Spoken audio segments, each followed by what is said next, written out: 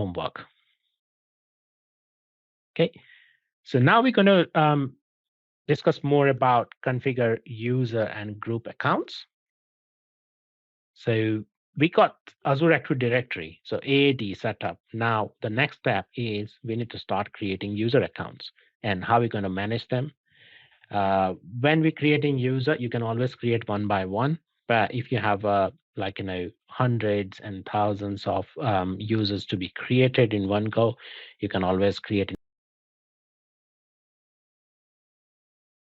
in bulk account creation.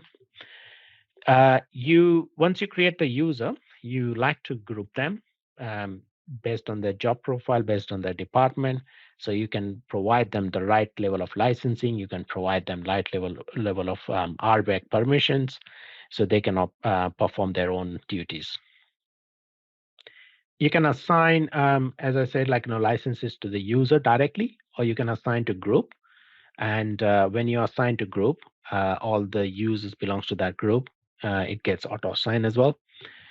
You got create administrative units. That's again it's an optional. You don't have to create one, but it's allow you to manage or administer whatever it belongs to underneath that administrative unit. It makes it a lot easier. We'll do some demonstration on user and groups, and we'll do some summary resources. Okay. So when we create a user, how that look like? So we got all users, you got the full list provided about the users, and then you can get some of those metadata about username, which is just a human reliable name, or which consists of the first name, last name, or middle name if it is used. And you got the user principal name. This is your, probably you can call a username as well. Or whenever you actually the user need to provide authentication, they can use that as a username. That's and the similar to email address as well. You got the user type, so that can be a member or guest, and whether if you have established a directory sync, then it will also prompt for that column where you can see whether it's synced or it hasn't synced. So all the user must have an account, and these accounts are used for authentication and authorization. And this is the how it operates. And along with the out-of-the-box property, you probably can configure some of the additional properties for the account as well. So like a custom fields. So that's something is can actually give you some additional benefit to it. While doing this exercise, you probably want to ask yourself a question. Have you given any thoughts about what type of user you need? So you probably want to answer those questions. Okay.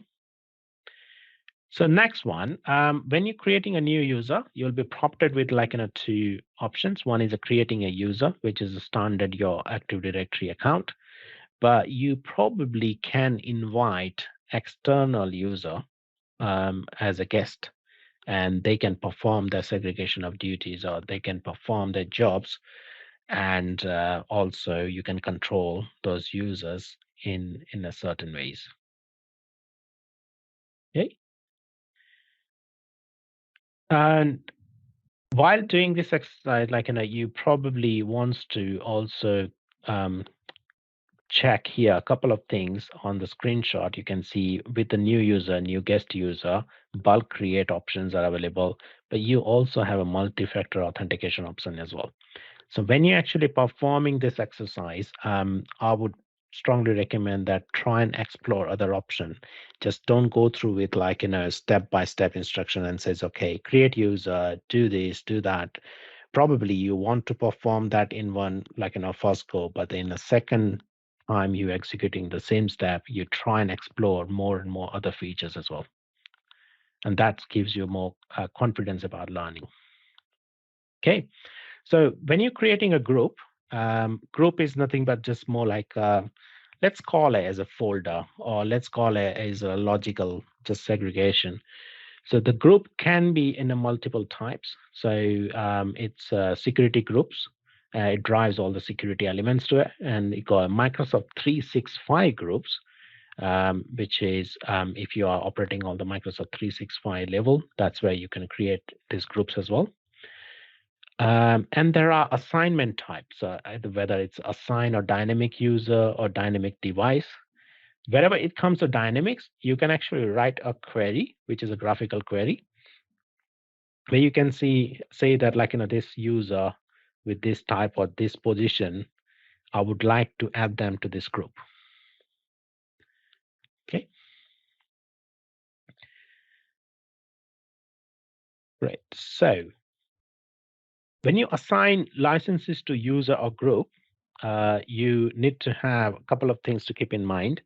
With Microsoft Azure, it's pretty much a cloud service, and it's got the many built-in services for free as well. So you want to actually look at, while doing this kind of exercise, do you really need P1 or P2 licenses? So where we compared those additions, the P1 and P2 brings some additional functionalities. So you want to ask those questions, what you want to do. So those services you need to be mindful of. Yeah. Okay. So now it's the time for the demonstration. So let's go through the demonstration where we're going to determine domain information. We're going to explore user accounts, groups, and explore PowerShell and the group management as well. Okay. So I have my demo environment ready here. So within the demo environment, it's going to look for Azure Active Directory. If I haven't got that icon available here, so you can just search for Active Directory and Azure Active Directory appears here. You can either click here or I can just click on this one here. So the first exercise, what we're going to do, we're going to click on Manage Tenants. And within the Manage Tenants, I will be seeing my own tenants, whatever the tenants I have access to. But I can, if I have a permission, I can create a new tenant. And within the tenant, I'll be asked for two options, either Azure Active Directory main tenant I can create, which is either probably I can set up as a B2B, or I can set up as B2C. So for the consumer authentication area. I'm going to go with Azure Active Directory and click on the configuration. And within the configuration, I'm going to put down some of the details here. So I'm going to use in the configuration, which is organization name as Contoso. But you can use your whatever the directory name, the real name you need to use for your customer or for your organization. We can actually give the initial domain name, so which is going to be any valid DNS name. So if I type any domain name here, and if it is occupied, it's going to tell me that it's already in use. So what happens, it's actually using the unique name, which is on Microsoft.com. So if it is taken by someone else, you won't be able to use that. So what we're going to do, contours, so AZ104 demo. Probably that's unique, but we can give it a try. No, that's already in use, and you can only use alphanumeric. So you don't want to put hyphens or any other characters. So let's give it a try on this name that's already used. So we're going to say,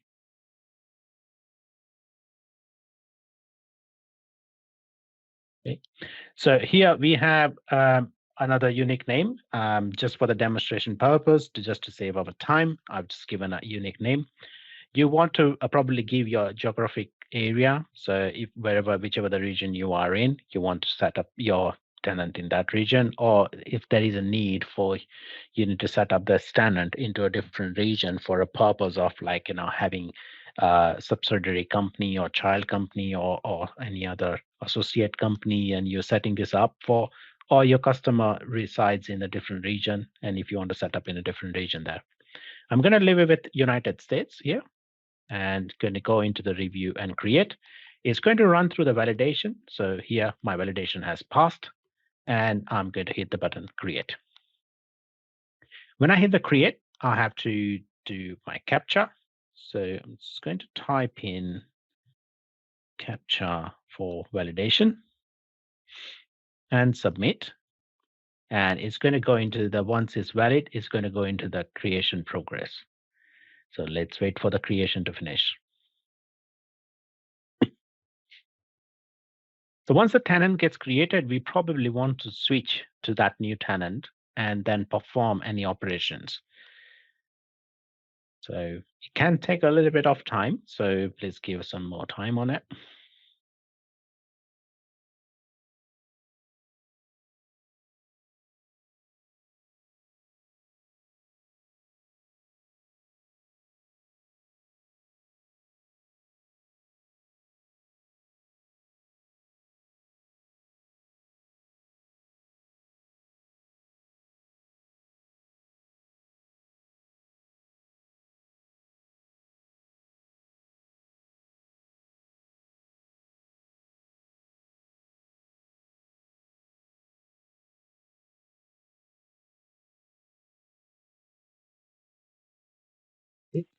So I have got my tenant already created. You must have noticed, like, if you skip through, you come out, but the tenant creation always goes in the background, so it always remains there, so you don't lose it. So I'm just going to switch to my new tenant. When I go into the switch, the switching happens into the current directory, or you will also notice underneath your username that new tenant is assigned now. I'm going to close this blade and going to go into the Azure Active Directory again. And within the Azure Active Directory, I can see my tenant. I can see my tenant ID. I can see primary domain. So I can see all the overview information. I can also see monitoring properties and other tabs where I would be able to see like more and more information. You can see the property, locations, technical contact, so on. Okay. So the step we're going to do now is to create a user. So, or probably let's do some sorts of like a quick check on the manage section. So where we go into the as users here, you must have noticed like my own user got created already because I was the one who initiated or created this directory. So my default, it adds that user. So here, underneath the all user, we're going to hit the button with the new user. And within this one, we're going to hit now new create user. So I have been presented with the two options, create new user or invite external user. And if I want any external organization to come and manage some of the aspect of my infrastructure, I can invite them and grant relevant permission to perform their task. We're going to hit the create new user, and this is where you can actually create new user. You can pass the principal name, but you can also select the domain. So if you have a multiple domain, it will appear here. But if you don't, you just set up your tenant. You will be prompted with this on Microsoft domain. Okay, so the first thing I'm going to do, the principal name, I'm going to supply AZ104 -01 A AAD user 1. I'm just trying to give one unique name just to avoid any conflict or anything.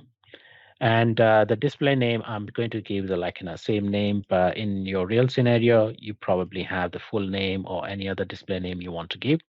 So probably your agent, like an organization, follows first name dot last name or first initial dot last name or any other structure. Here in the display name, you can give a full display name. Say, for example, J. Smith. Here you can give John Smith. Okay. In this one, you can either provide a secure password or you can have auto-generated. If you like to see the password, you can always click on this eye icon and then look at this here, or you can provide your own secure password.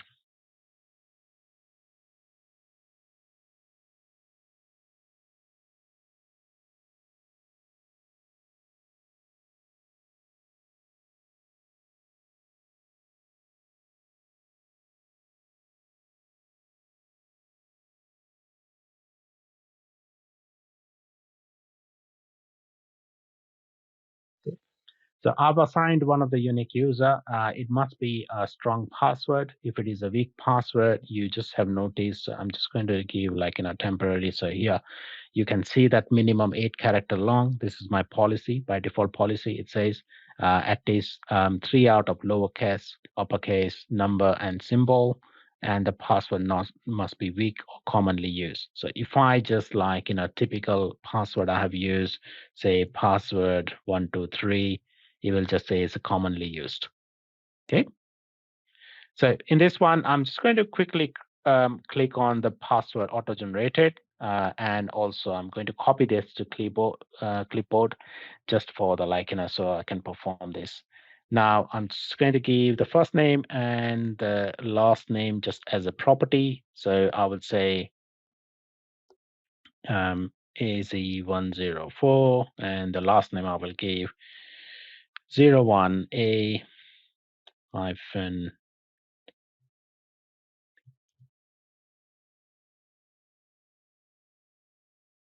Okay. And I'll also select whether I want to keep it as a member or the guest. So I will leave that as is. In terms of the job title, I'm going to give a cloud administrator, and department. So the company is going to be the Contour. So department is IT, and so on. So all this other details, if you like to fill it in, you can just fill that in. Yeah, yeah. Now I can just go into the next assignment, and within this one, I can fill in all the information I need, add group or add role. If I want to assign any kind of security role, I can assign it from here. Or if I haven't assigned it, I can do it later on with the Azure Active Directory as well. So the next step we're going to do, review, and here it's going to go do the basic check. What I like to do is simply just copy these passwords and username in the notepad just for this exercise purpose. So we can log in as that user and perform the necessary task. So let me just copy this. Perfect. Okay, so now let's create this user. So, okay, I'm going to hit that create, and you will notice that it's successfully created. Now, what I like to do is simply try and log in as that user. So I'm going to go into incognito mode. Make sure you do in incognito mode or create a separate session, as it will always interfere with your currently logged in user. So part of this exercise, you must be doing this. Yeah. So here I'm going to log in into say portal.azure.com. Remember, I didn't give any security role or username, any sorts of permissions on that one. So you will notice, what happens here.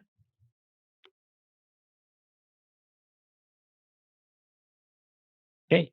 So first thing first, because I auto-generated, it will ask me to change password.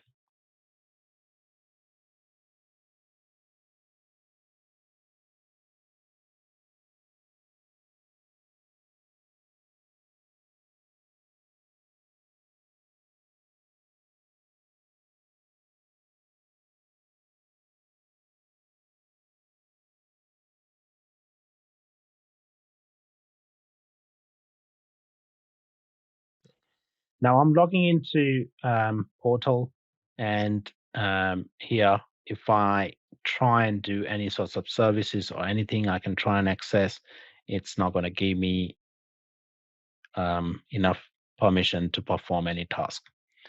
So here, if I want to create a new user group or enterprise applications for this particular user, it's going to stop me if I don't have the permissions for it.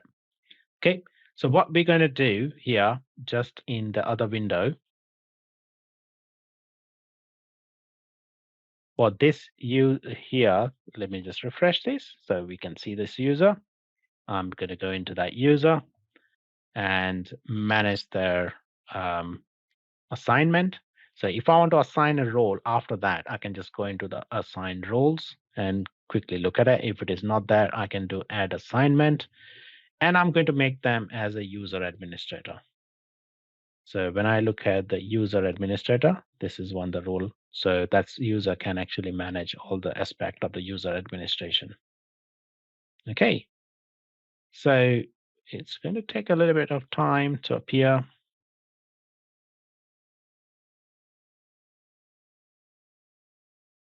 Yeah, here we go. So now we got this user administrator permissions been granted.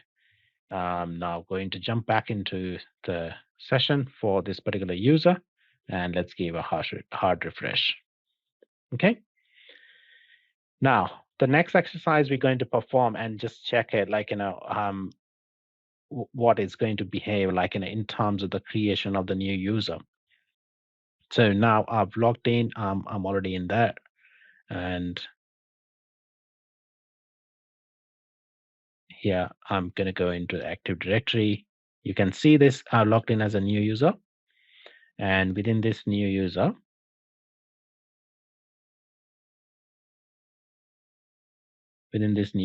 I'm going to go into users.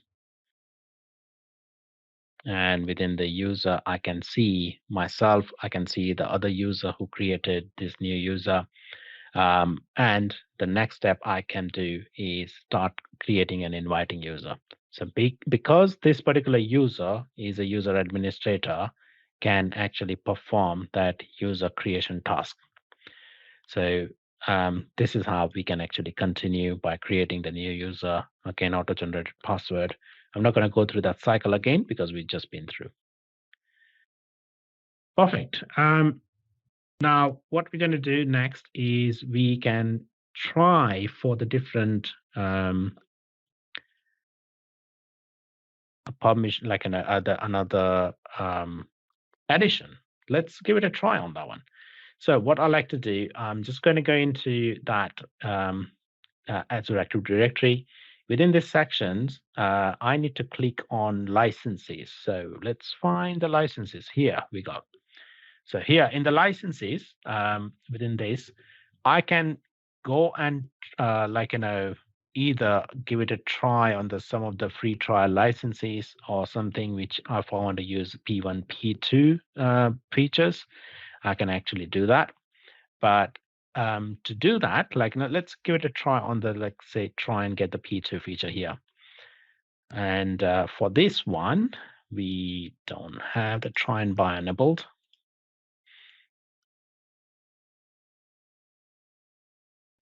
Okay, for that, I would probably switch back to the main user here, and let's see if that licenses allows me to purchase.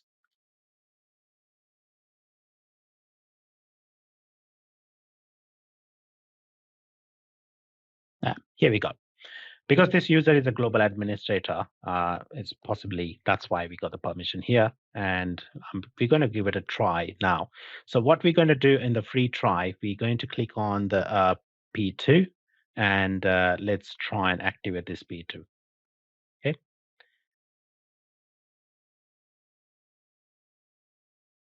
Hey, here we go.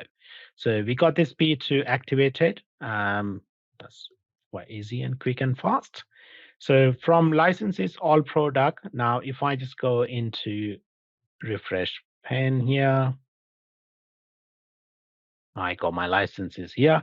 So total around at the moment is 100. There are assigned is 0 because I haven't actually assigned to anyone else at the moment, and available 100 at the moment. So what I'm going to do, I'm going to quickly that assign, just create a new group and then assign the group. So that's how we can actually complete 2 exercises in one go. So go back to the Azure Active Directory again, going to go into groups and create a new group. And within the new group, I'm going to give that group as a security group. In a group name, let's give a group name called IT Cloud Administrators. And I can give a group description for easy identification. It's always recommended. It's not mandatory, but it's always recommended to supply this for easy management. So IT Cloud Administrators. And we want to make sure we select either Azure AD roles can be assigned to group or not, or membership type is assigned. So what we're going to do here, if it is assigned, it's just we manually assign it, but here we're going to choose a dynamic user. And let's see how that makes a difference. So in a membership type, we created this as a dynamic user. And in this one, I need to assign owner or the dynamic user query. So owner is not mandatory. It's automatically assigned myself as the owner because I'm creating one.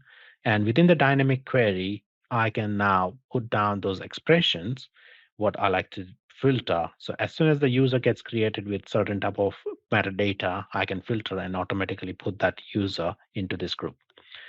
So in this one, what we're going to do is configure a rule and say property for here and then all, and choose a property which is, let's say, job title. And we're going to put down a job title equals. So this is like in a kind of graphical query equals. And then I'm going to give a value, and that's going to be cloud administrator.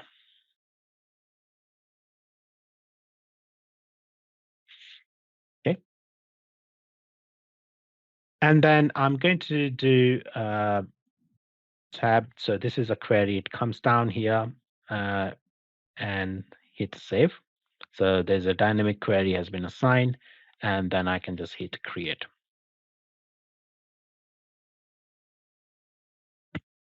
So now that has successfully created a group. You might want to refresh to see this. So I've got the group created. What we need to do, because I created a group, we created a dynamic one, and it's when I actually go into the group and I can see all the details here, it's going to adopt all the members who has the cloud administrator. So before we actually get that execution, let's go back and create probably another group just to differentiate how that's going to look like. So again, I'm going to go into security group and then say IT system administrator. And for that purpose, I'm going to quickly create a new user which has IT system administrator. Again, this is what we can do as a dynamic user, add that query. And within the query, I'm going to go into, say, job title, and the job title equals system administrator. Okay. And that's a query here. Go hit save. Let's create a group.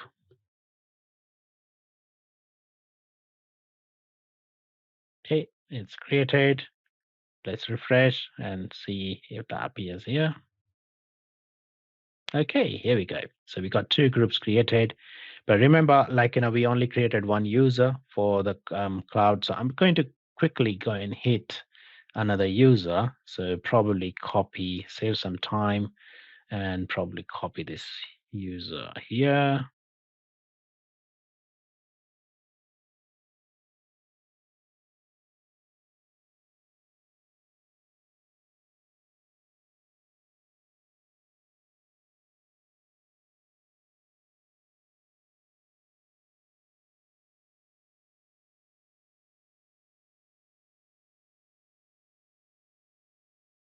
Okay.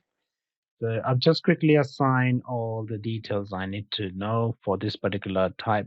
Here, I can always assign a static normal group from here, but we don't want to because this is like in a dynamic group. So let's go and review and create this. So we now know, we got the two users already. One user is a cloud administrator, another one is a system administrator. And let's wait for that user to complete. Here we go. So we got both users created. Now, so the next step we're going to perform is we need to go back into we didn't select any member. We did the query. So so here we're going to go into group. And once we into the group, we're going to let's see what happens to the cloud administrator. So within the cloud administrator, I can just click on the members blade. And when I go on members, it automatically added because I know AD user one has a job role is called cloud administrator. Now let's go and see the other group. So which we created another user called user 2 with a system administrator. So when I go into IT here, go into members, and if you look at the members, you can see the user 2. And this is a dynamic assignment. So these are the kind of use case you can use in your real life, which is like, you have so many developers joining your team. There are a number of like, probably customer service agents joining in in that team. You just assign that user or the job role, and by the job role, it automatically assigns into that group, and that group might have a permission to access certain type of application. I hope that makes sense in terms of the demonstration perspective. So we have performed on the groups. We have performed like looked about the users, and there are like a number of things we have actually looked at in terms of the area. We got roles and responsibility assigned, so we looked at that as well. Great. So we have actually logged in using this user as well. And if we want to create like, how we can actually manage the guest user, let me quickly show you on the guest user, and then we can wrap up this exercise. So I'm going to go into users, and we invited, like, we did the normal user. Now we're going to do another user, but this time is going to be guest user, because here you can see like all the users we have created is a member. So we're going to hit on the create new user. And we're going to give, this time we will, let me see if our copy is there. No. I have a copy text here somewhere. Okay. So in this one, I've just changed as like, instead of A, we just changed to B. Excuse me. And also we're going to have the display name as the same as the user. We're going to tick that box and put password, so it doesn't ask me to reuse that, like, reset the password.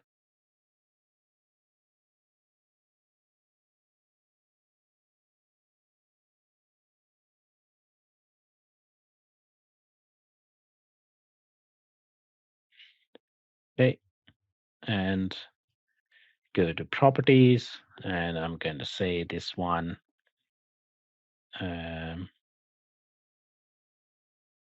Call it guest user one. Here at this particular area, you select as guest. So this is not the member, but this is one we creating as a guest.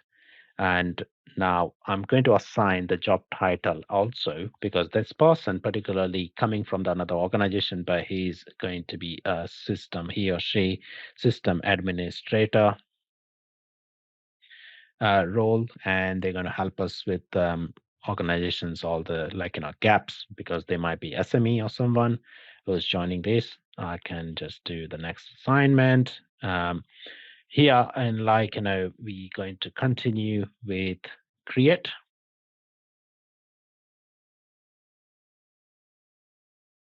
Okay, so now this is how we created a guest user. But the guest user also, there is another option is about if we want to invite someone external user, then we need to provide a particular invite, and the invite can be done through that as well. So if I do any external user, and if I want to send an invite rather than creating as a new user, I will click on the invite external user, and within this external user, I would just put like, the email address. So let's invite this email address, which I copied. I know this is from the internal organization, but this just to prove that we're going to copy this email address here. Display name is obviously this is going to be the external user. So I put down a display name. I can put down the message, say hello user, please accept this invitation. Any blurbs, I would need to put it down. Any CC, and I want to copy this email to, I can just say username, guest invited, just to differentiate this. So it's automatically marked as guest. And here we're going to give, say, let's give a lab administrator.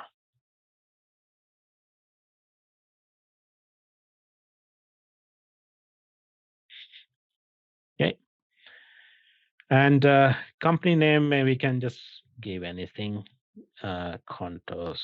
So let's give adventure systems. So it's a different one, and department is IT. We have then now given all the details what we need to, and we can then just do is review invite, or you can just do further assignment if you want to do the group assignment here. If it is not the dynamic assignment, you can do that. But here we can just review invite. It just makes a review. If there are any errors, it will prompt it, and then I will just send invitation. It's probably failed because the email hasn't, it's a verification of the domain is not done. But it just sends an email out, and the email receives the guest, then accept that invitation from the email, and then gets onboarded. Okay. So that's how we can invite guest user, or the external user, and this is how we can actually perform this entire exercise. So we can know how the Azure Active Directory